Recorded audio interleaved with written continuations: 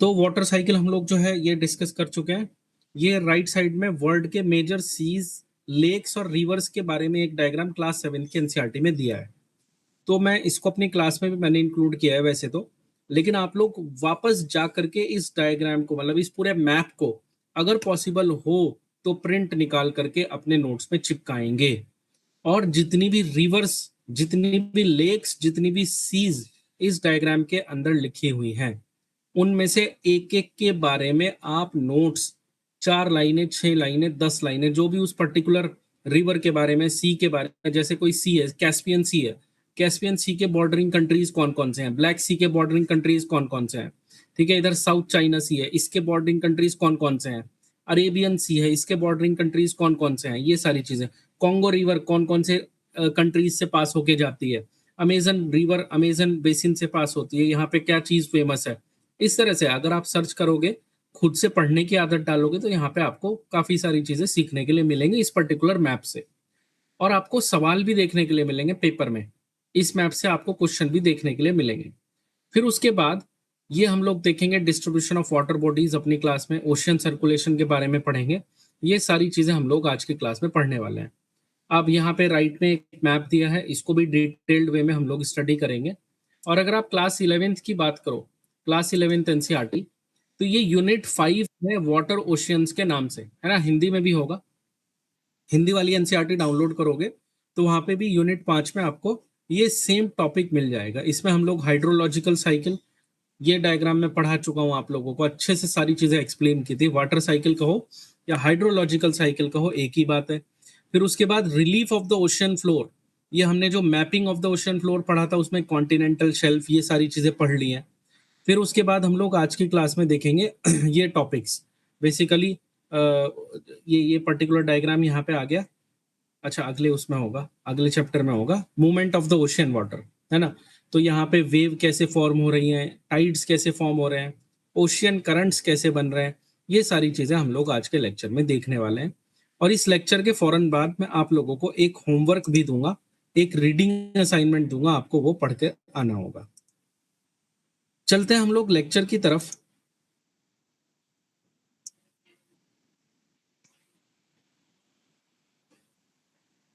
एक second time दो आप मुझे।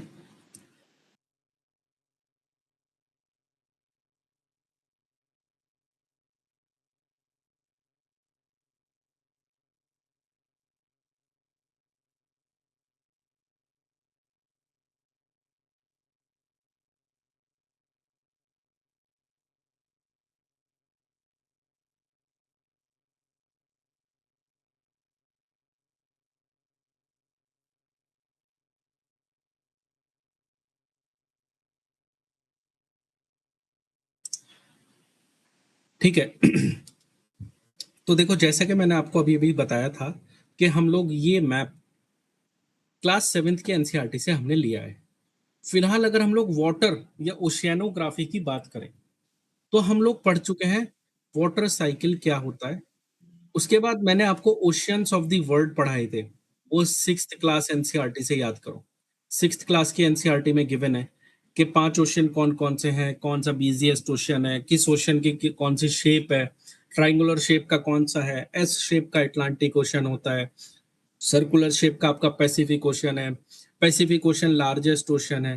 फिर उसके बाद हमने relief features of the ocean floor या mapping of the ocean floor, याद करो, हम लोगों ने पढ़ा था कॉन्टिनेंटल शेल्फ होती है।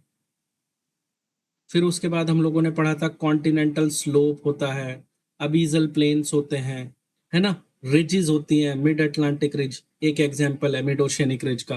ये सारी चीजें हमने पढ़ी। अब एक ये, जैसे मैंने आपको बताया, this map has been taken from the 7th class NCERT and this is a very important map as it shows you the important seas and oceans of the world. In fact, it also shows the important rivers of the world. तो जैसे यहाँ देखो, हम लोग इसके बारे में, दोनों के बारे में एक्सटेंसिवली बात करेंगे इंडियन ज्योग्राफी में। ये अरेबियन सी है, इधर बे ऑफ बंगाल है, यहाँ साउथ चाइना सी है, जिसको भी मैं सर्कल करूंगा वो तो आपको बहुत अच्छे से पढ़ना है। ये मेडिटेरेनियन सी है, यहाँ पे ब्लैक सी, कैस्पियन सी, ये सारी की सारी सीज न्यूज में रहती हैं और इन पे कभी कोई डिस्प्यूट चलता है, कभी कुछ और चीज, इन पे आप देखोगे न्यूज में बार बार आपके सामने ये चीजें आएंगी जब आप न्यूज़पेपर पढ़ोगे तो इसीलिए अभी हम इन सारी चीजों को अभी अपनी इसी क्लास के बाद नोट्स बना करके रख लेंगे। ये एक इंपॉर्टेंट लेके अफ्रीका में लेक विक्टोरिया, इसके बारे में हमें पढ़ना है, नाइजर रिवर के बारे में पढ़ना है, कॉन्गो रिवर के बारे में पढ़ना है, ऑरेंज रिवर के बारे में पढ़ना है। फिर यहाँ पे साउथ अमेरिका की एक इंपॉर्टेंट रिवर है अमेजन रिवर। यहाँ पे अमेजन रेन फॉरेस्ट भी है, उसके बारे में पढ़ना है। यहाँ ये कैरेबियन सी के बारे में पढ़ना है। नॉर्थ अमेरिका में दो इंपॉर्टेंट लेक्स हैं, Great Bear Lake and Great Slave Lake, इनके बारे में पढ़ना है। फिर उसके बाद लेक विनिपेग, इसके बारे में, मिसिसिपी रिवर के बारे में, इनके बारे में हम लोगों को दो दो चार चार लाइन के नोट्स बना करके रख लेने हैं अभी, ताकि कहीं भी कभी भी न्यूज में इन सब का मेंशन आए तो हम लोग समझ जाए, अच्छा हाँ यार कैस्पियन सी की बात हो रही, ओ ये तो इधर की तरफ सिचुएटेड है यूरेशिया में, ब्लैक सी की बात हो रही है, मेडिटेरेनियन सी नीचे है, ब्लैक सी ऊपर है। ये हम लोगों के माइंड में एक मैप तैयार हो जाए major seas and rivers of the world का। ठीक है सर। फिर उसके बाद 7th एनसीईआरटी में ही इस चैप्टर में आगे एक ये बड़ी इंपॉर्टेंट सी टेबल दी है, इसे हम लोगों को पढ़ना है और हमें याद करके एग्जाम देने जाना है। बेसिकली ये आपको बताता है कि दुनिया में वाटर बॉडीज का डिस्ट्रीब्यूशन किस तरीके से है। ये आपसे कहता है कि 3/4 of the earth surface is covered by water. अगर हम बात करें तो अर्थ के ऊपर 3/4 सरफेस जो है, 3/4 का मतलब है around 75%। 75% is basically water bodies and only 25% is land। पूरी अर्थ के ऊपर सिचुएशन ये है। उसके बाद इन सारी वाटर बॉडीज में से भी जितना भी पानी पृथ्वी पे मौजूद है उसमें से लगभग 97% पानी जो है वो ओशियंस में है और वो खारा पानी है, सैलाइन वाटर है, उसको हम पीने के लिए इस्तेमाल नहीं कर सकते हैं। ये खारा पानी है। कितना प्रतिशत? 97%। देख लो कितना ज्यादा होता है, 97 से भी ज्यादा ही है, 97.3%। फिर उसके बाद आपके पास बचा 3% fresh water, this is around 3%। याद रखने के लिए 3% मान लेते हैं, 3 से कमी है। इन 3% में से भी लगभग 2% जो है वो आपका आइस कैप्स में सिचुएटेड है, यानी ग्लेशियर्स में। ये वाला पानी है जो कि ग्लेशियर्स में है, आइस कैप्स। और ये लगभग कितने परसेंट हो जाता है टोटल वाटर का? आउट ऑफ द 100 पार्ट्स 97 चले गए ओशियंस में, 3 में से 2 आ गए यहाँ पर, 3 में से 2 का मतलब अराउंड 66% ऑफ फ्रेश वाटर। सोचो अब आप अपने दिमाग में, 66% जितना भी फ्रेश वाटर अवेलेबल है उसका अराउंड 66% ग्लेशियर्स में है, 50% से भी ज्यादा। उसके बाद जितनी भी फ्रेश वाटर की सोर्सेज बचती हैं, पीने लायक पानी बचता है, ये सीरीज हमें, सीक्वेंस हमें याद करके जाना है।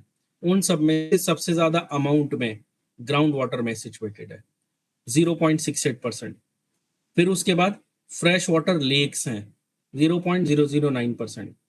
फिर उसके बाद inland seas and salt lakes हैं, 0.009। फिर एटमॉस्फेयर में पानी है, 0.0019। और फिर उसके बाद रिवर्स में जितनी भी दुनिया की नदियां हैं उनमें 0.0001% पानी है। अब सोचो, आप सोचने में ही कितनी हैरानी होती है कि इस दुनिया में जितना पानी नदियों में बह रहा है उससे ज्यादा पानी तो एटमॉस्फेयर में है। ठीक है, तो ये सब चीजें एग्जाम में आने लायक होती हैं, क्योंकि आप इसमें गैस नहीं कर सकते हो, आपका गैस गलत ही होगा। अगर मैं आपसे कहूँ एटमॉस्फेयर में ज्यादा पानी, नदियों में ज्यादा पानी है, तो आपको बड़ी दुनिया, इतनी सारी नदियां हैं ऑब्वियसली, तो ऑब्वियसली नदियों में ही ज्यादा पानी होगा, लेकिन नहीं, एटमॉस्फेयर में रिवर्स से भी ज्यादा पानी अवेलेबल है। तो you have to learn this sequence. ये सीक्वेंस याद करके एग्जाम देने जाना है कि सबसे ज्यादा ओशियंस में 97%, लेकिन वो खराब पानी है, खारा पानी है, आप ऐसे कहो सैलाइन वाटर है। उसके बाद जितना भी फ्रेश वाटर बचा उसमें से आधे से ज्यादा यानी लगभग 66%, 66% पानी ग्लेशियर्स में है, आइस कैप्स में है। उसके बाद जितना भी पानी बचा सबसे ज्यादा मात्रा में ग्राउंड वाटर है, जमीन के अंदर जो पानी है वो है। फिर उसके बाद अगर आप ये भी भूल जाते हो बीच का भी, fresh water lake, salt water lake, तो फिर इन दोनों को अच्छे से याद कर लो कि उसके बाद फिर एटमॉस्फेयर और उसके बाद फिर रिवर्स। इस तरह से डिस्ट्रीब्यूशन है वाटर बॉडीज का। ये कभी भी किसी भी साल आपको एग्जाम में एज ए क्वेश्चन देखने के लिए मिल जाएगा। फिर उसके बाद जो टॉपिक डिस्कस करती हैं दोनों ही एनसीईआरटी, 7th में भी और आपका 11th में भी, वो टॉपिक है, उस टॉपिक का नाम है movement of water. Movement of water. और बेसिकली ये मूवमेंट ऑफ वाटर की बात करें बड़ी वाटर बॉडीज में, जैसे इन सीज एंड ओशियंस। सीज और ओशियंस में पानी कितने तरह के मूवमेंट्स शो करता है, इसके बारे में हम लोगों को पढ़ना है। तो बेसिकली पानी 3 तरह के मूवमेंट शो करता है, 3 तरीके से मूव करता है। सबसे पहला है वेव या लहरों की शक्ल में। दूसरा है आपका टाइड्स, जिसको हम लोग ज्वार भाटा भी बोलते हैं। और तीसरा है आपका ओशियन करंट्स। Ocean currents. सबसे पहले समझते हैं कि तीनों होते क्या हैं। देखो जो वेव्स हैं, वेव्स को तो आप कह लें कि ये लहरें हैं। पानी की लहरें को क्या मतलब होता है? This is basically rhythmic rise and fall in water, यानी पानी का इस तरह से ऊपर उठना, फिर नीचे गिरना, फिर ऊपर उठना, फिर नीचे गिरना, इस तरह से। और ये ऐसा क्यों होता है? This is because of the energy provided by winds. समुद्र में जो हवा चल रही है, उस हवा की वजह से पानी इस तरह से यहां ऊपर उठता है, फिर नीचे, फिर ऊपर, फिर नीचे। तो ये एनर्जी है जो इस वेव की शक्ल में मूव कर रही है, इसको हम लोग वेव बोलते हैं। और अगर मैं बात करूं वेव की, वेव मोशन की, तो वेव मोशन में 2 पार्ट होता है। ये जो आपका माउंटेन टाइप का हिस्सा है, ये ऊपर उठा हुआ हिस्सा, हिल टाइप स्ट्रक्चर, ये इसका नाम होता है क्रेस्ट। CREST, crest. और ये जो नीचे वाला हिस्सा होता है, वैली वाला, वैली वाला, इसको हम लोग बोलते हैं ट्रफ। TROUGH, trough. हिंदी के टर्म्स अभी मैं डाल दूंगा क्लास के बाद, डोंट वरी। इसको हम लोग बोलते हैं ट्रफ। तो एक वेव के अंदर one wave has one crest and one trough. इन दोनों को मिला करके एक वेव बनती है। और वेव में क्या होता है, आप ध्यान से इमेजिन करो कि ये पूरा का पूरा पानी ऐसे मूव करके यहां से यहां तक नहीं जा रहा है।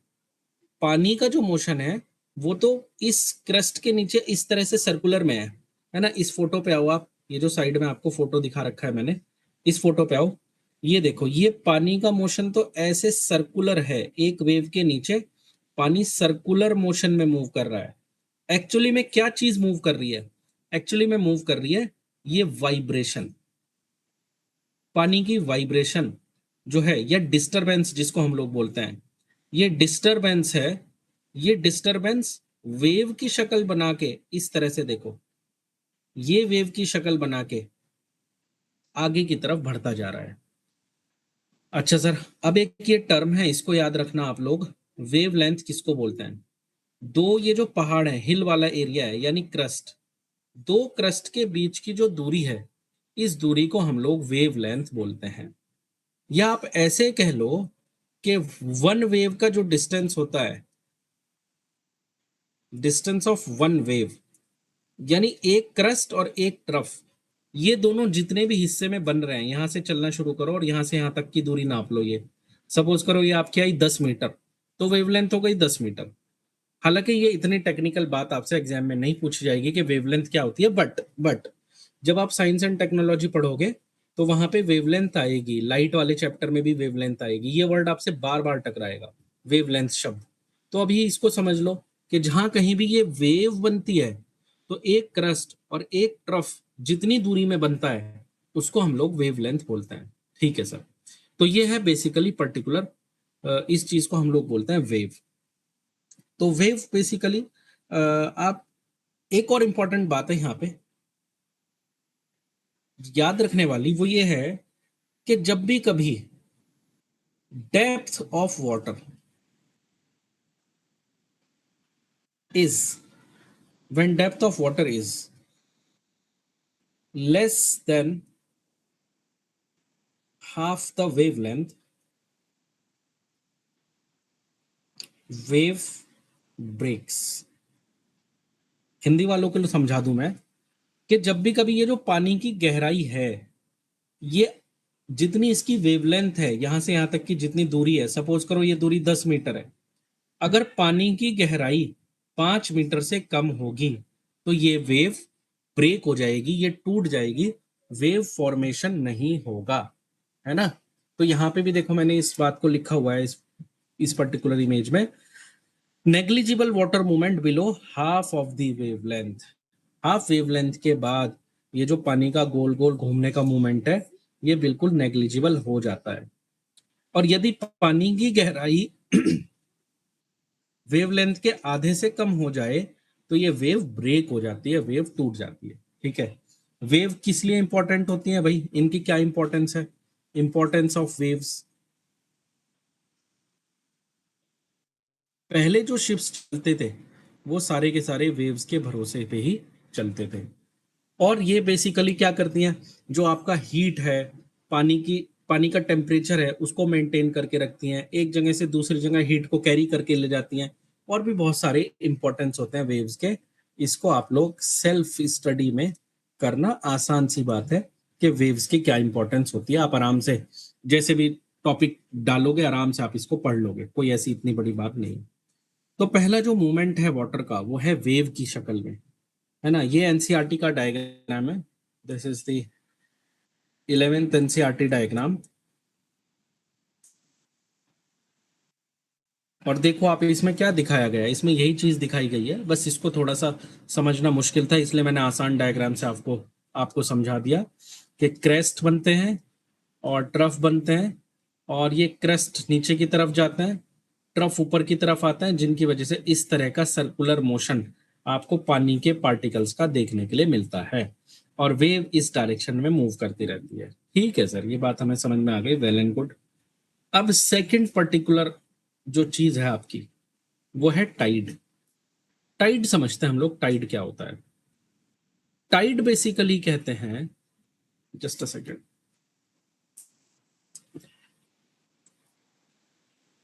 फुल स्क्रीन नहीं हुआ ना आज? हाँ, अब सही है। What are the causes of tides, बल्कि पहले हम लोग ये समझ लेते हैं टाइड होती क्या है। What is meant by tide? Tide हम लोग को कहते हैं basically rise and fall of sea या फिर ocean water periodically during a day, and this is normally 2 times a day। इसको हम लोग टाइड बोलते हैं। बेसिकली टाइड में होता क्या है कि ओशियन का वाटर एक पर्टिकुलर समय पे ऊपर की तरफ आता है, मतलब उसका जो लेवल है वो बढ़ता है, पानी का लेवल बढ़ता है। दिन मतलब पूरे दिन में, पूरे 24 घंटे में वो 2 बार बढ़ेगा 2 बार घटेगा, ऐसे समझो। ऊपर आएगा, लेवल बढ़ जाएगा, फिर नीचे चला जाएगा, फिर उसके बाद बढ़ जाएगा, फिर घट जाएगा, है ना। आप लोगों ने बहुत सारी जगह ऐसे देखे होंगे कि सी के बीच में अगर कोई माउंटेन है, सपोज करो यहाँ ये पूरा पानी है और ये सपोज करो कोई माउंटेन है, तो होता क्या है कि दिन के एक पर्टिकुलर टाइम पे बहुत सारी जगह ऐसे देखने के लिए मिलता है कि ये इतना एरिया इस माउंटेन का हमें विजिबल होने लगता है, ज्यादा एरिया विजिबल होने लगता है। फिर दिन के थोड़ी देर बाद क्या होता है कि ज्यादा पानी आ जाता है और ये पानी यहां तक सपोज भर जाता है। तो ये फिनोमिना जो है ये कहीं ना कहीं मतलब ये टाइड का फिनोमिना है, इसी को हम लोग टाइड्स बोलते हैं, है ना। आपने शायद देखा होगा मुंबई में हाजी अली दरगाह पे भी इस तरीके की चीज देखने के लिए मिलती है, तो वो भी सेम चीज है, that is because of tides. High tide और लो टाइड, ये दो वर्ड्स हम लोग इस्तेमाल करते हैं। हाई टाइड का मतलब होता है कि जो सी लेवल है, पानी का जो लेवल है वो बढ़ गया। लो टाइड का मतलब होता है जो पानी का लेवल है वो कम हो गया। ये हमें ओशियंस में देखने के लिए मिलता है, ठीक है।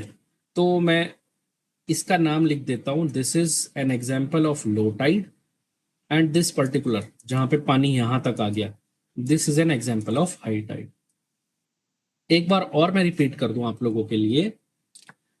टाइड का मतलब है कि पूरे 24 घंटे के दौरान ओशियन का जो वाटर है उसका लेवल बढ़ेगा, ऊपर की तरफ आएगा पानी, और फिर कुछ टाइम बाद, कुछ घंटों बाद वो पानी खुद ब खुद डाउन चला जाएगा, उसका लेवल कम हो जाएगा।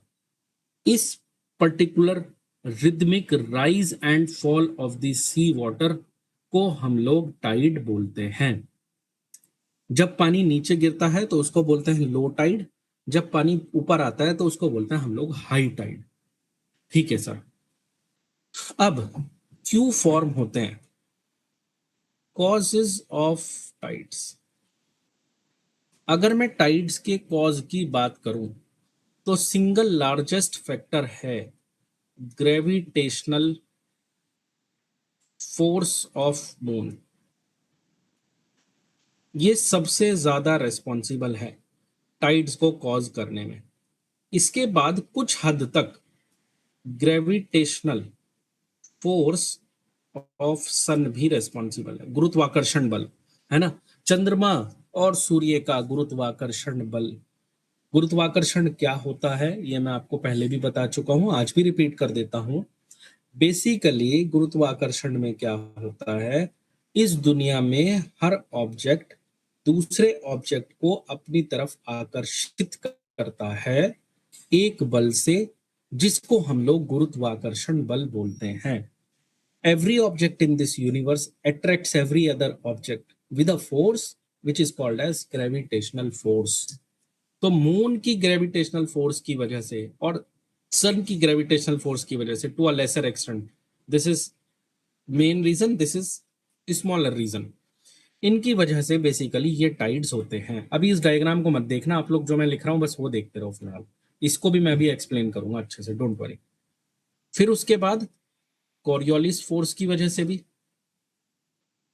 बल्कि आप कॉरियोलिस फोर्स यहां मत लिखो, यहां आप रोटेशन ऑफ द अर्थ लिख लो, because of the rotation of the अर्थ।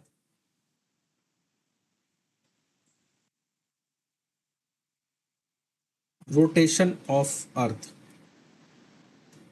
और इस रोटेशन ऑफ अर्थ की वजह से एक और फोर्स सामने आती है जिसको हम लोग कहते हैं सेंट्रीफ्यूगल फोर्स, है ना।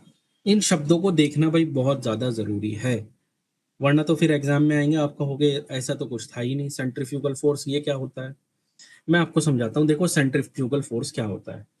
बेसिकली क्या है, जब भी कोई ऑब्जेक्ट इस तरह से सर्कुलर मोशन में घूमता है, सपोज करो एक कार है जो इस तरफ इस पर्टिकुलर सर्किल के ऊपर घूम रही है, ऐसे ऐसे मोशन कर रही है ये कार, तो हमेशा एक फोर्स इसको सेंटर की तरफ खींचता है, सेंटर की तरफ हमेशा पुल करने की कोशिश करता है। इसको हम लोग बोलते हैं centripetal force. Centripetal force, centripetal force का मतलब है सेंटर की तरफ पुल करने वाला फोर्स। अब इस फोर्स का रिएक्शन होता है, दुनिया में हर फोर्स का रिएक्शन होता है, तो इसका रिएक्शन इसके अपोजिट ऐसे समझ लो, ऐसे होता है। इसको हम लोग बोलते हैं सेंट्रीफ्यूगल फोर्स। सेंट्रीफ्यूगल फोर्स, है ना। न्यूटन का लॉ है, आप साइंस, इतनी साइंस आपको यूपीएससी की प्रिपरेशन में पढ़नी ही पड़ेगी 100%, कि इस दुनिया में हर एक बल का जो भी फोर्स लगता है उसका एक रिएक्शन होता है हमेशा। अगर आप सपोज करो यहाँ एक अलमारी खड़ी हुई है और इस अलमारी पे इस डायरेक्शन में फोर्स लगा रहे हो, यहाँ कोई आदमी खड़ा है, वो इस डायरेक्शन में फोर्स लगा रहा है, तो ये अलमारी भी उल्टा इसके ऊपर एक फोर्स लगा रही है जिसको हम लोग रिएक्शन बोलते हैं। इसको जिसको हम लोग क्या बोलते हैं, रिएक्शन बोलते हैं। तो सेंट्रीपिटल फोर्स कब लगती है, जब भी कोई ऑब्जेक्ट गोल गोल घूमता है, ये फोर्स क्या करती है, ये ऑब्जेक्ट को सेंटर की तरफ पुश पुश करती है या पुल करती है, और इस फोर्स के अपोजिट डायरेक्शन में एक फोर्स लगता है जिसको हम लोग सेंट्रीफ्यूगल फोर्स बोलते हैं। तो ये सेंट्रीफ्यूगल फोर्स क्या क्या होता है, ये बेसिकली अवे फ्रॉम सेंटर लगता है, सेंटर से दूर लगता है, और ये होता क्या है, ये आपका रिएक्शन होता है किसका, सेंट्रीपिटल फोर्स का, रिएक्शन ऑफ सेंट्रीपिटल फोर्स। ठीक है सर, बात समझ में आ गई। हम लोगों को बहुत महान साइंटिस्ट नहीं बनना है, बस इन शब्दों को हमें समझ लेना है। सेंट्रीपिटल मतलब सेंटर की तरफ आकर्षित करने वाला बल, सेंट्रीफ्यूगल मतलब सेंटर से दूर की तरफ लगने वाला बल, और ये दोनों बल सेंट्रीपिटल और सेंट्रीफ्यूगल फोर्स आपस में एक्शन और रिएक्शन फोर्सेस होते हैं। ठीक है, ये एक्शन रिएक्शन फोर्सेस क्या होता है, ये मैं आपको बता चुका हूं कि दुनिया में हर एक फोर्स का जो भी हम अप्लाई करते हैं, जहां कहीं भी अप्लाई हो रही है, उसका हमें एक रिएक्शन जरूर देखने के लिए मिलता है जो उसके अपोजिट डायरेक्शन में अप्लाई होता है। ये न्यूटन का तीसरा सिद्धांत है, थर्ड लॉ है न्यूटन का। ठीक है सर, यहाँ तक की बात तो समझ में आ गई। टाइड क्या होता है, दिन में एक बार पानी ऊपर जाएगा, एक बार नीचे आएगा। Fine, good. क्या कॉजेज हैं टाइड के, ग्रेविटेशनल फोर्स मून का, ग्रेविटेशनल फोर्स सन का, रोटेशन ऑफ द अर्थ होने की वजह से सेंट्रीफ्यूगल फोर्स, ये सारे कॉजेज हैं टाइड के। ठीक है, अब उसके बाद सर होती कैसे है ये टाइड, यहाँ आओ, इस पर्टिकुलर डायग्राम को हमें देखना है। देखो, एक टाइड होती है जिसको हम लोग कहते हैं स्प्रिंग टाइड।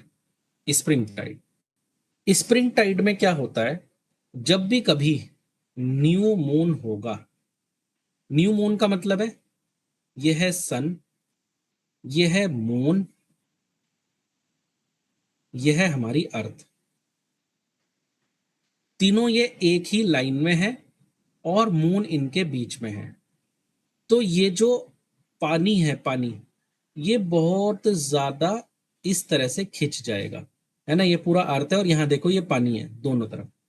अब सेंट्रीफ्यूगल फोर्स की वजह से ये दूसरी तरफ भी इस तरह का बल्ज आपको देखने के लिए मिलेगा। इसको हम लोग हाई टाइड बोलते हैं। यहाँ पे हाई टाइड आएगी इन दोनों, यहाँ जितनी भी वाटर बॉडीज मौजूद होंगी उन सब में। तो ये स्प्रिंग टाइड का फर्स्ट सिनेरियो है।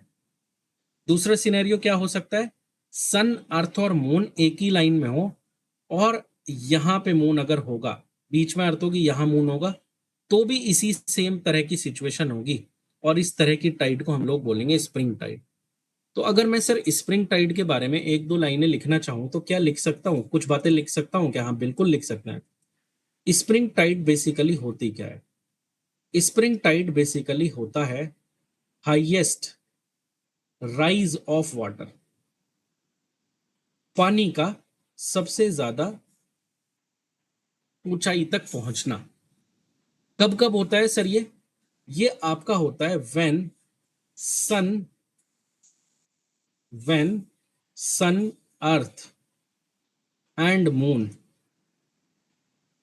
सन earth and moon are in straight line. एक ही लाइन में जब तीनों हो जाते हैं, सन अर्थ और मून, तब स्प्रिंग टाइड होता है। और ये कब कब होता है एक ही लाइन में सर, कब कब हो सकते हैं ये दो बार हो सकते हैं महीने में। एक बार न्यू मून के टाइम पर, और एक बार फुल मून के टाइम पर। न्यू मून के टाइम पर क्या होता है, सिचुएशन इस तरह की होती है, सन होता है, फिर बीच में मून, फिर बीच में अर्थ। फुल मून के टाइम पे क्या होता है सर, सन होता है, फिर अर्थ होती है, फिर मून होता है। इस तरह की सिचुएशन होती है स्प्रिंग टाइड में। और हमें दो बड़े टाइडल बल्ज, बल्ज का क्या मतलब होता है, बाहर को निकला हुआ हिस्सा, दो बड़े टाइडल बल्ज देखने के लिए मिलते हैं। ठीक है सर।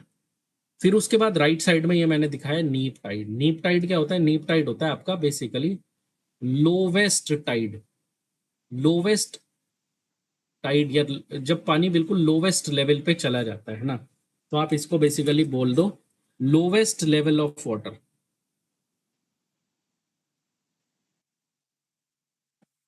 ये कब होता है, ये होता है इन दो पोजीशंस पे। देखो अब मून एक बार यहां सिचुएटेड है, एक बार यहां सिचुएटेड है।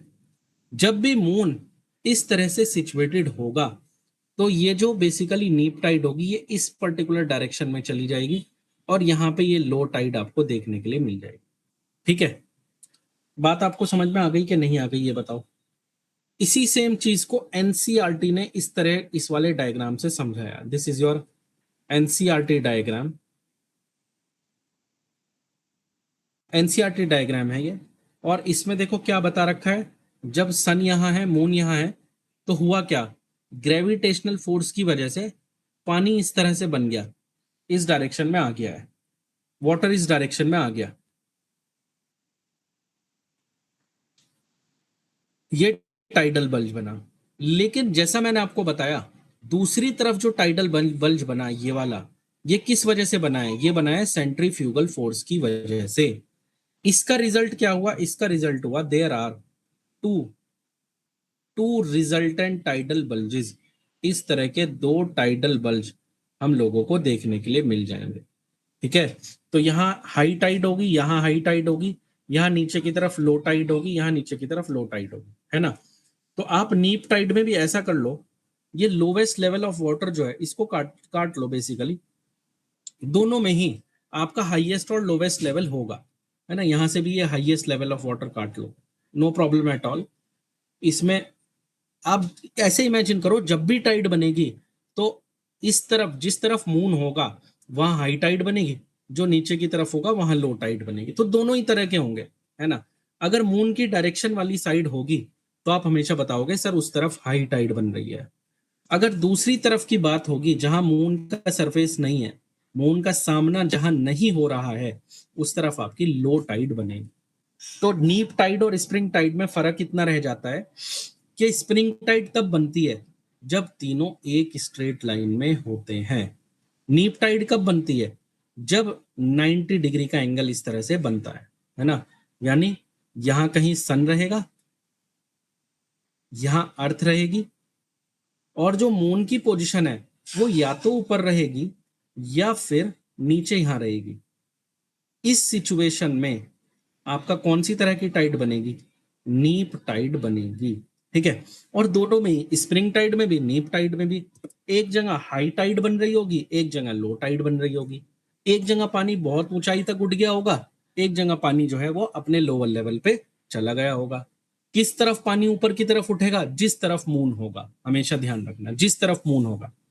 तो एक जो टाइडल बल्ज है, एनसीईआरटी ये वाला डायग्राम सिखाता है, एक जो टाइडल बल्ज है एक तरफ का, that is due to gravitation of moon.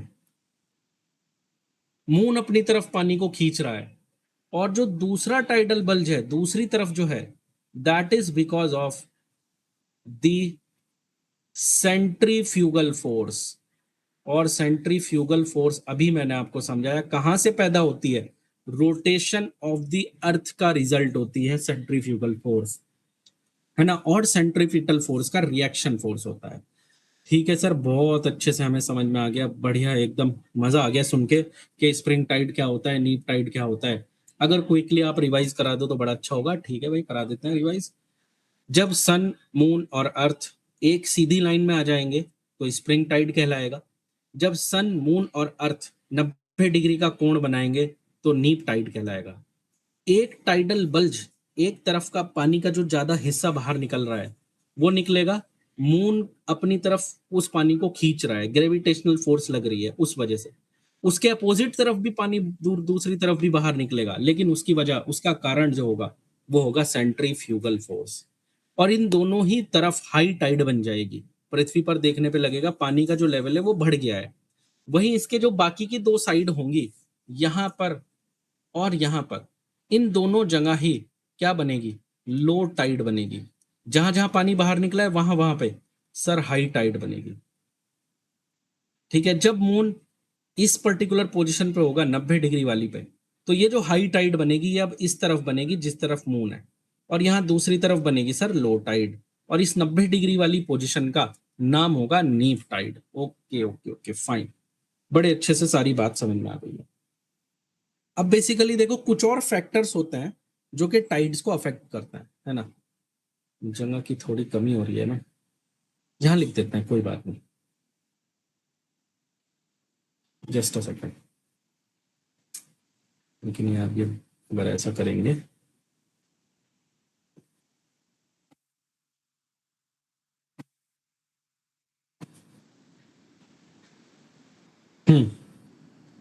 Factors affecting tides,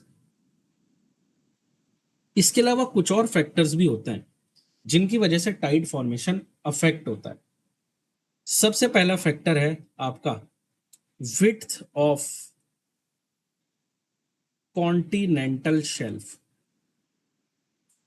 याद है कॉन्टिनेंटल शेल्फ क्या था सर? वो था जो पानी जाकर के मतलब अर्थ, सॉरी लैंड वाला एरिया और ओशियन वाला एरिया आपस में मिल रहा था, उस वाले पार्ट को कॉन्टिनेंटल हम लोग कहते थे शेल्फ। तो जितना ज्यादा वाइड कॉन्टिनेंटल शेल्फ होगा, वाइडर कॉन्टिनेंटल शेल्फ, उतनी ही ज्यादा हाई टाइड मिलेगी, हायर टाइड होगी। ये हम लोग ध्यान रखेंगे, पहला पॉइंट, क्योंकि एग्जाम में ये पूछा जाएगा। This is very important thing, paper में पूछा जाएगा, बता रहा हूं मैं आपसे अभी। उसके बाद फिर जो आपका शेप होती है, शेप ऑफ बेज, बे किसको बोलते हैं सर? बे भी एक वाटर बॉडी को बोलता है, जैसे कि बे ऑफ बंगाल है ना। तो बे ऑफ बंगाल, बे एक वाटर बॉडी का नाम होता है, जैसे सी होता है वैसे ही बे होता है। ठीक है, शेप ऑफ द बेस इससे भी जो है बेसिकली अफेक्ट होता है। फनल शेप्ड बेस जो होता है, फनल शेप्ड बेस, वहां पे आपका हायर टाइड्स रहती हैं, ज्यादा टाइड्स रहती हैं फनल शेप्ड बेस में।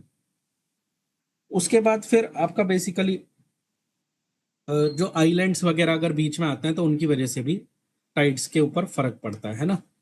आइलैंड्स, बीच में आइलैंड्स आ जाएंगे तो पानी उतना अच्छे से ऊपर की तरफ नहीं उठ पाएगा, वगैरह वगैरह, so on and so fourth. But ये दो फैक्टर तो हमें अच्छे से याद करके पेपर में जानने हैं। एक, जितना चौड़ा कॉन्टिनेंटल शेल्फ होगा उतनी ज्यादा टाइट बनेगी। दूसरा, फनल शेप का अगर बे होगा तो भी हायर टाइट देखने के लिए मिल जाएगी। ठीक है सर, टाइड के बारे में इतनी ही बात हम लोगों को जाननी थी, इसी पे क्वेश्चन पूछे गए हैं, और बाकी एक दो पॉइंट आप लोग जब सेल्फ स्टडी करोगे वहां पे आप लोगों को देखने के लिए मिलेंगे। अब बात आती है सर ओशियन करंट क्या होता है, व्हाट आर ओशियन करंट। ध्यान से सुनना, देखो ओशियन करंट जो है ना, वो ओशियंस के अंदर बहने वाली नदियां हैं। नदी जो ओशियन के अंदर बह रही हो उसको ओशियन करंट बोलते हैं। ये क्या हो गया sir? So ocean currents are basically moving streams, stream basically नदी को ही बोलते हैं हम लोग, moving streams of water either on ocean surface और deep below are known as ocean currents. बहुत बढ़िया बात है सर। ये ओशियन करंट्स दो तरह के होते हैं, एक होता है आपका वार्म ओशियन करंट, और एक दूसरा आपका होता है cold ocean current. Warm ocean current का मतलब होता है वार्म वाटर, पानी जो है इस नदी में वो गर्म है। कोल्ड ओशन करंट का मतलब होता है कोल्ड वाटर, पानी जो है वो ठंडा पानी है, इस ओशन करंट के अंदर ठंडा पानी। ये लेफ्ट साइड में जो मैप है, मैं आपको बताऊं, ये 7th क्लास के एनसीईआरटी का है, और इसमें आपको बता रखा है कि ये जो ब्लू वाले हैं ये कोल्ड करंट है, और रेड वाले जो हैं ये वार्म करंट है। आपको कम से कम जो करंट्स याद करने हैं वो मैं मार्क कर दे रहा हूं। लेब्राडोर करंट, ये याद रखना है कहाँ है। देखो ये नॉर्थ अमेरिका वाला हिस्सा है, ये साउथ अमेरिका है, ये इधर की तरफ आपका अंटार्कटिका का रीजन है। इसको हम लोग ग्रीनलैंड भी बेसिकली बोलते हैं, वो आइस कवर्ड रीजन है पूरा का पूरा। इसके बीच में ये लेब्राडोर करंट देखने के लिए मिलता है, और ये कोल्ड करंट है। फिर उसके बाद यहाँ पे अटलांटिक ओशन के ऊपर वाली तरफ नॉर्थ अटलांटिक ड्रिफ्ट। तो ये जो आपको एरोज दिख रहे हैं ना, इनका मतलब यह है कि ये गर्म पानी की एक नदी ऐसे मूव कर रही है, इस तरह से, इस डायरेक्शन में, और इस नदी का नाम नॉर्थ अटलांटिक ड्रिफ्ट है। अटलांटिक ओशन के बीच, बिल्कुल बीच में, ये एक और वार्म करंट है जिसका नाम है गल्फ स्ट्रीम, इसको याद करना है। फिर एक ये कैनरीज करंट, कोल्ड करंट है, इसको याद करना है। ये बीच वाले मैं आपको सारे याद कराऊंगा जब मैं इंडियन क्लाइमेट आपको पढ़ाऊंगा, इक्वेटोरियल काउंटर करंट और ये सारी चीजें मैं याद कराऊंगा। ये आप फिलहाल यहां से मत याद करना। फिर उसके बाद आपको याद करना है ये वाला करंट, हम hold current. This is very very important current, Indian climate में इसका बहुत बड़ा रोल है। फिर नीचे की तरफ एक ये फाकलैंड करंट, ये याद करना है कि ये कैसा है ना। भैया आप इस मैप को take a print out of it and paste in your notes. Notes में पेस्ट करना है इसको, मैंने भी करा हुआ है। मैं अगर आज भी अपने नोट्स खोल के देखूंगा तो मुझे ये मैप जो है चिपका हुआ मिलेगा, और मैं जब भी कभी ज्योग्राफी रिवाइज करूंगा तो मैं ये सारे के सारे करंट जितने भी मैं आपको मार्क करा रहा हूँ, सारे के सारे करंट दोबारा रिवाइज करूंगा। फिर उसके बाद एक ये ओके बोलता था मैं इसको, ओयाशियो कुरोशियो। ओके से मुझे याद रहता था ओ ऊपर वाला के नीचे वाला, Oyashio current and Kuroshio current. फिर उसके बाद एक ये बेनगुएला, और एक ये ऑगलहास। कम से कम इतने नाम आपको इस पर्टिकुलर मैप में से याद करके पेपर देने जाना है। आपसे क्वेश्चन किसी भी तरह का पूछा जा सकता है, आपसे ये कहा जा सकता है 4 करंट देके कि इन सबको ईस्ट टू वेस्ट लगाओ, या 4 देके कहा जा सकता है नॉर्थ टू साउथ डायरेक्शन में इनको अरेंज करो, या कहा जा सकता है कि मैचिंग करो कौन सा करंट किस पर्टिकुलर लोकेशन पे सिचुएटेड है। फाकलैंड आइलैंड जो है वो साउथ अमेरिका में है कि अफ्रीका में है? वेनेजुएला अफ्रीका के वेस्ट कोस्ट पे है या ईस्ट कोस्ट पे है? ऑगल हाउस करंट जो है वो ऐसा तो नहीं है कि नॉर्थ अमेरिका के पास हो। तो ये सारी चीजें आपको याद करके एग्जाम में जाना है। इसके ऊपर क्वेश्चन पूछा जा सकता है ओशन करंट्स के ऊपर, ठीक है। इनका क्या रोल होता है सर? ओशन करंट बेसिकली देखो, ओशन करंट्स जो है ना वो पूरे पानी, पूरी दुनिया की वाटर बॉडीज में हीट को डिस्ट्रीब्यूट करते हैं। Warm ocean current basically tropics या इक्वेटर से ओरिजिनेट होता है और पोल की तरफ जा रहे हैं। आप देख भी सकते हो इस इमेज में, जितने भी लाल निशान आपको दिखेंगे वो कहीं ना कहीं इक्वेटर से शुरू होता है और ऊपर की तरफ जा रहे हैं, और जितने भी ब्लू निशान हैं वो पोलर एरियाज से शुरू होते हैं और नीचे की तरफ आ रहे हैं, है कि नहीं? तो कोल्ड करंट्स जो होते हैं वो बेसिकली ओरिजिनेट होते हैं, शुरू होते हैं पोलर रीजन से और फिर नीचे की तरफ आपको लेकर के आते हैं। तो ये करंट्स जो है बहुत ज्यादा मतलब बेसिकली इंपॉर्टेंट रोल प्ले करते हैं for the redistribution of heat, है ना। फिशिंग ग्राउंड्स जहां भी कोल्ड और वार्म करंट्स मीट करते हैं वो बड़े इंपॉर्टेंट फिशिंग ग्राउंड्स होते हैं। फिशिंग बहुत अच्छी होती है वहां पे। उसके अलावा और क्या काम करते हैं, ये क्लाइमेट में रोल प्ले करते हैं। पूरी दुनिया का क्लाइमेट किस तरह से रेगुलेट होगा वो बहुत हद तक इन करंट्स के ऊपर डिपेंड करता है। कहाँ डेजर्ट होंगे, कहाँ क्या होगा, ये सब इस इन करंट्स के ऊपर डिपेंड करता है। जब मैं इंडियन क्लाइमेट आपको पढ़ाऊंगा तो बड़ा मजे से आपको बहुत सारी चीजें समझ में आएंगी इन सब चीजों से। फिलहाल यहाँ इस मैप से क्या याद करना है वो सारी चीजें मैंने मार्क कर दी, आप लोग भी इसको पेस्ट कर लेना। सेम इसको प्रिंट आउट करके मत पेस्ट करना, अलग से डाउनलोड कर लेना, क्योंकि इस पे मैंने मार्किंग कर दी है तो दिख भी नहीं रहा कहाँ ब्लू लाइन है कहाँ रेड लाइन है। फिर उसके बाद पेंसिल से या हाइलाइटर से आप अपने मैप पे इसको मार्क कर सकते हो, ठीक है। तो अच्छा ये देखो, ये इमेज है क्लास 11th की, क्लास 11th एनसीईआरटी। अब आप देख लो, Oyashio, Kuroshio, Canaries, Benguela, Agulhas, Falkland island, Humboldt current, सारे के सारे वही हैं या नहीं, Labrador, North Atlantic, Gulf Stream. अब आप देख लो, एनसीईआरटी ने 7th क्लास में तो कलरफुल डायग्राम दिया, अच्छे से समझाया बच्चों को, और जैसे ही बच्चे बड़े हो गए 11th क्लास में, कलर्स भी हटा दिए, लो भाई ऐसे ही याद करो। तो याद तो करना ही है जब एक ही चीज को 2 बार उन्होंने पढ़ा दिया है। ठीक है। So this was all about the ocean currents.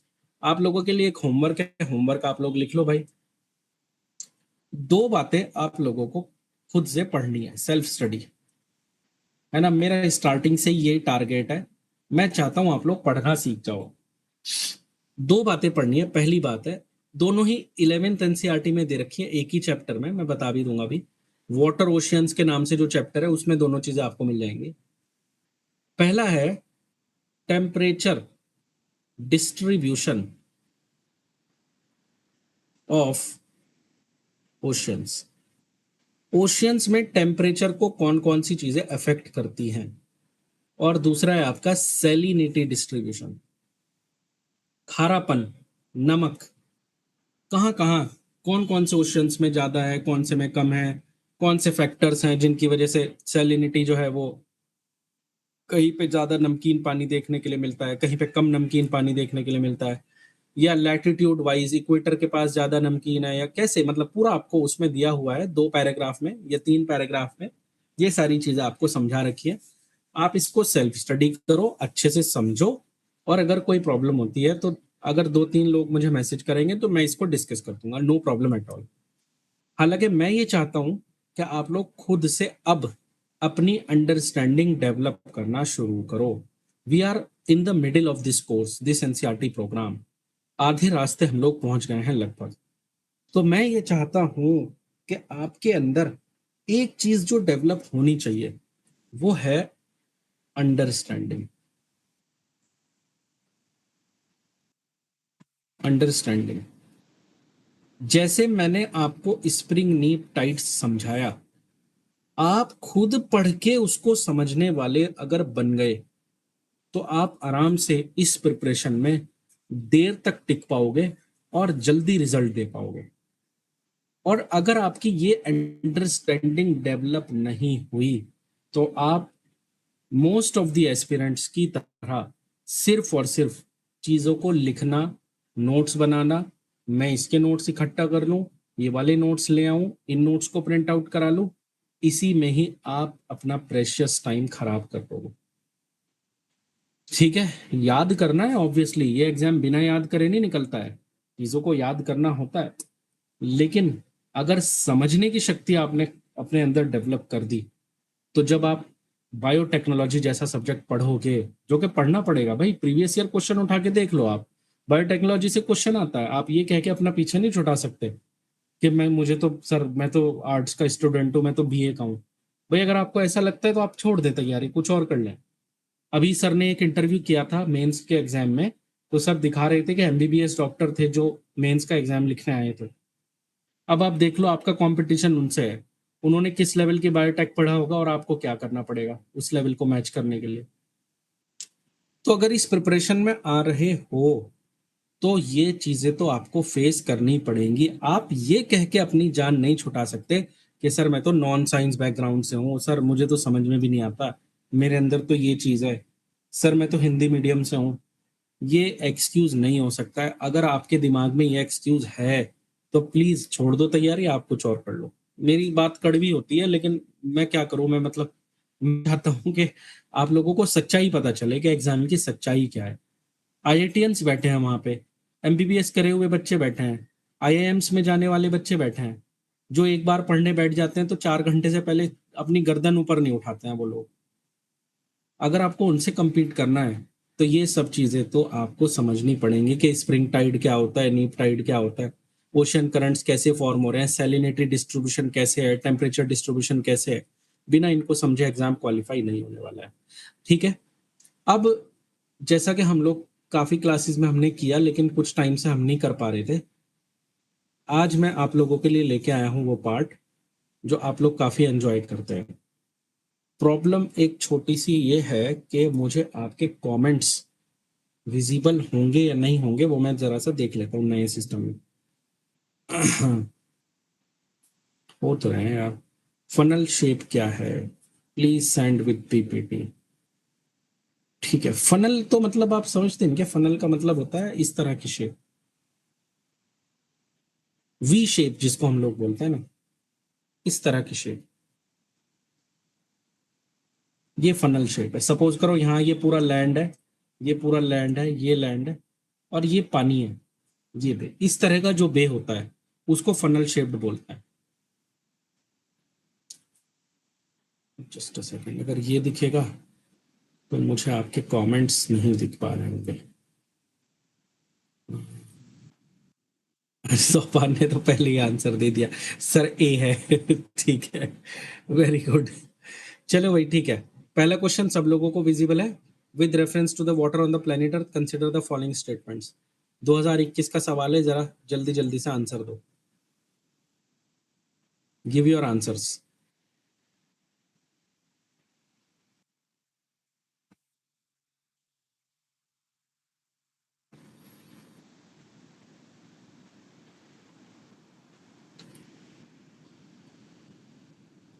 चलो भाई बताओ, amount of water in the river and lake is more than the amount of ground water.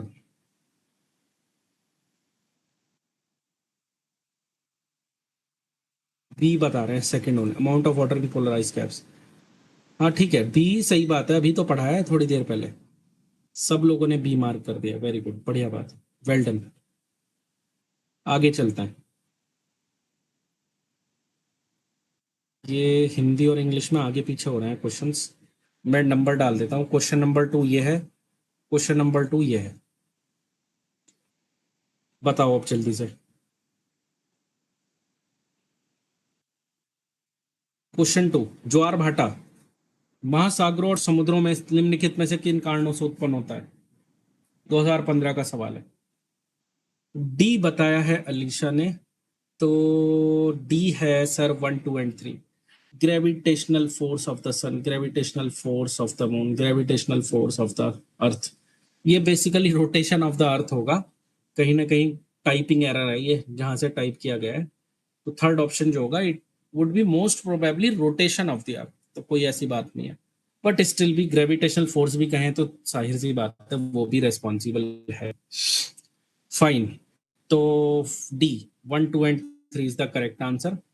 C, C Wasiullah, C नहीं यार, डी होना चाहिए मेरे हिसाब से तो। Gravitational force of the sun भी रेस्पॉन्सिबल है, मून भी रेस्पॉन्सिबल है। और अगर सिर्फ ग्रेविटेशनल फोर्स की बात है तो अर्थ की भी कहीं जाएगी तो है नहीं, ऑब्वियसली वो उसकी वजह से भी टाइड्स हो रही हैं। अगला question, the most important fishing grounds of the worlds, ये वाला, this is your question number 3। Question number 3, विश्व के सबसे महत्वपूर्ण मत्स्यन क्षेत्र किन क्षेत्रों में पाए जाते हैं। Warm and cold atmospheric currents meet, rivers drain out large amount of fresh water into the sea, warm and cold ocean currents meet। Sorry भाई, सॉरी सॉरी सॉरी, ये फिर दोबारा से टाइपिंग एरर है ना। जहां से क्वेश्चन को कॉपी किया मैंने वहां पे इस तरह का एरर होगा, तो ए और सी तो एक ही ऑप्शन हो गया। और इसका आंसर आप लोग ना दो, मैं खुद ही दे दे रहा हूं। अभी जस्ट अभी अभी की क्लास में मैंने आपको समझाया कि दुनिया के सबसे अच्छे फिशिंग ग्राउंड्स मिलते हैं वहां पर जहां पे cold and warm ocean currents मिलते हैं। Cold and warm ocean currents यहाँ पे मिलता है because of a process which is called as upwelling. इसको मैं इंडियन क्लाइमेट में आपको समझाऊंगा। अगला, अगला क्वेश्चन है आपका ये। Next question is this, just give me 1 second.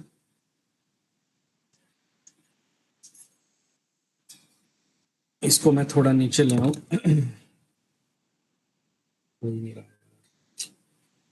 Hindi वाले इधर देख लो, इंग्लिश वाले इधर देख लो।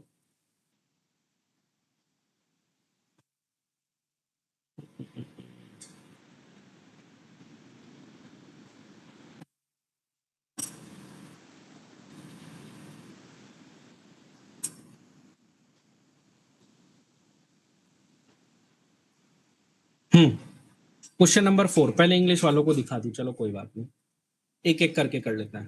Consider the following factors. Ocean currents किन किन चीजों से इन्फ्लुएंस होते हैं? रोटेशन ऑफ द अर्थ से, एयर प्रेशर एंड विंड से, डेंसिटी ऑफ द वाटर से, और इवोल्यूशन ऑफ द अर्थ से। देखो भाई, ओशियन करंट्स जो है,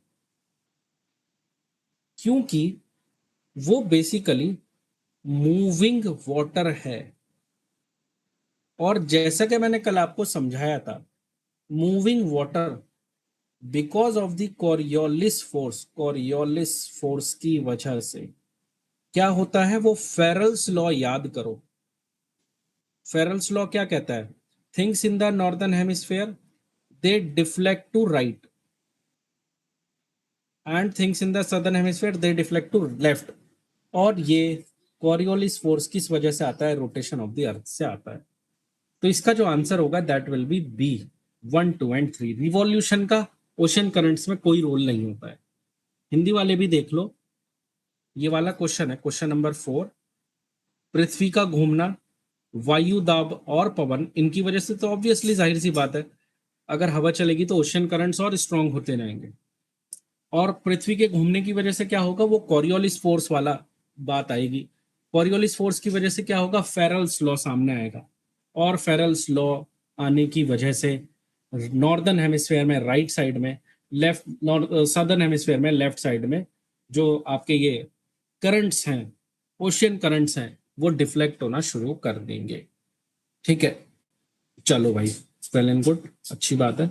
मैं इसको सही कर देता, लेकिन फिलहाल ना ये एडिट भी नहीं हो पा रहा है because of some technical issue. पता नहीं कैसे जो है ऊपर नीचे हो गया ये, कोई बात नहीं, हो जाता है। Things do not always work in the way we plan. तो हम प्लानिंग चेंज कर देते हैं। हम आपको पहले इंग्लिश का क्वेश्चन दिखाते हैं, 2010 वाला ये क्वेश्चन देखो, इंग्लिश वाले बच्चे पहले। ठीक है, इसका आंसर बताओ, मैं चेक करता हूँ कमेंट बॉक्स। इस वाले का, 2010 वाले का आंसर बताओ। On the planet earth fresh water available for use amounts to about less than 1% of the total water found, and of the total fresh water found on the planet earth 95% is bound up in the polar ice caps and glaciers। हाँ, ये वाले का answer दो भाई, 50 होगा ये मेरे ख्याल से। कुछ लोग बता रहे हैं सी, सोबान ने बताया डी, हसन ने बताया डी, आयुष ने बताया सी। बोथ 1 एंड 2, इसका बोथ 1 एंड 2 कैसे बता रहे हो यार भाई? 97% ओशंस हैं, 3% फ्रेश वाटर है, तो पहला स्टेटमेंट तो खत्म। दूसरा, of the total fresh water found, polar ice cap में 2%, अभी तो याद कराया था यार इस अभी की क्लास में। नाइदर 1 नॉट 2 है मेरे ख्याल से, तो इसका आंसर 66% पानी है जो कि पोलर आइस कैप्स और ग्लेशियर्स के फॉर्म में है। D is the correct answer. ठीक है, हिंदी वाले बच्चे भी देख लो, वरना कहेंगे सर आप अब ज्यादती कर रहे हो।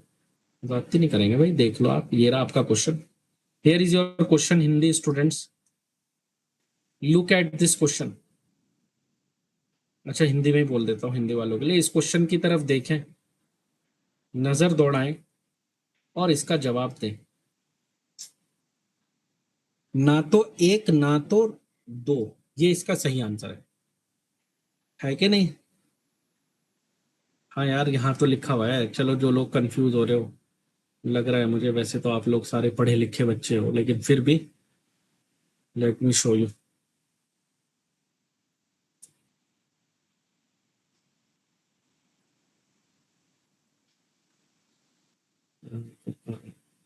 इस लेक्चर में तो बताया अभी आपको।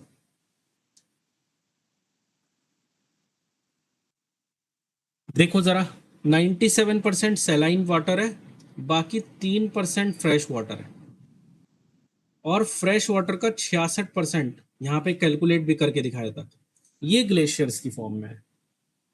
ठीक है सर, हमें समझ में आ गया है। I will share this particular PPT with you guys, don't worry. आपका कोई क्वेश्चन हो तो वो मैं लेने के लिए रेडी हूँ। You can ask your questions either in the comment box और you can unmute yourself and ask, है ना। इसके लिए हम लोग 2 मिनट या 1 मिनट का टाइम आप लोगों के लिए वेट करेंगे ताकि आप अपना क्वेश्चन टाइप कर सकें और पूछ सकें। सर सेंट्रीफ्यूगल फोर्स का कोई एग्जांपल नॉर्मल? सेंट्रीफ्यूगल फोर्स का एग्जांपल नॉर्मल है ये। अगर आप ऐसा करो, एक पत्थर लो, पत्थर, इसके एक धागा बांधो इसके ऊपर और इसको अपने हाथ में लेकर के, हाथ में पकड़ के इसको ऐसे घुमाओ, इसको ऐसे घुमाओ, तो आप एक बात बताओ, ये बिल्कुल स्ट्रेट होके कैसे घूम रहा है? धागा जो है, धागा वो रॉड की तरह कैसे काम कर रहा है? समझ रहे हो मेरी बात, मैं क्या कहना चाह रहा हूं? धागे में टेंशन कैसे पैदा हो रही है कि ये इसको पूरा अच्छे से घुमा पा रहा है? तो जब ये पत्थर सर्कुलर मोशन में मूव कर रहा है तो उस केंद्र की तरफ बल लग रहा है सेंट्रीपिटल फोर्स, और केंद्र से दूर यानी इस डायरेक्शन में बल लग रहा है आपका सेंट्रीफ्यूगल फोर्स। और इस सेंट्रीफ्यूगल बल की वजह से, सेंट्रीफ्यूगल फोर्स की वजह से ये जो धागा है ये पूरा खिंचा हुआ है, क्योंकि ये सेंट्रीफ्यूगल फोर्स इसको इस डायरेक्शन में पुश कर रहा है या पुल कर रहा है। इस वजह से ये धागा रॉड की तरह बिहेव कर रहा है और आप इस पूरे पत्थर को गोल गोल घुमा पा रहे हो, बावजूद इसके कि आपने रॉड नहीं ले रखी, आपने सिर्फ एक धागा लिया। ये धागा पूरा स्ट्रेट कैसे है? Because of the centrifugal force. और कोई क्वेश्चन किसी का हो तो भाई बताओ सर। Self study. हाँ सोमान बोलो। सर रोटेशन ऑफ मून पे सवाल बन सकता है? Rotation of, rotation of moon, rotation of moon पे क्वेश्चन तो कल हमने किया नहीं था, एक क्वेश्चन रोटेशन पे, जो हम लोगों ने कहा था ना कि सन जो मून है उसकी एक ही साइड हमें विजिबल होती है ना, क्योंकि जो मून का रोटेशन टाइम है वही मून का रेवोल्यूशन टाइम है ना। निधा ने एक क्वेश्चन पूछा है, sir horizontal and vertical distribution का क्या मतलब है? हाँ निधा ने किताब पढ़ ली है, वेरी गुड, बढ़िया, अच्छी बात है, पढ़ के बैठना चाहिए। देखो हॉरिजॉन्टल डिस्ट्रीब्यूशन का मतलब है, सपोज करो ये वाटर लेवल है, ये आपका पूरा ओशियन है, तो डेप्थ बढ़ने पर टेम्परेचर या सैलिनिटी में क्या फर्क पड़ रहा है?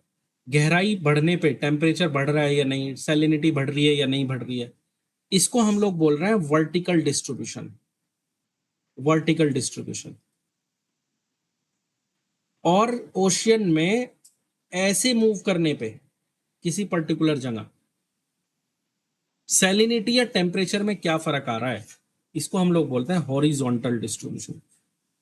तो डेप्थ की वजह से क्या चेंज आ रहा है, that will be studied in vertical distribution part.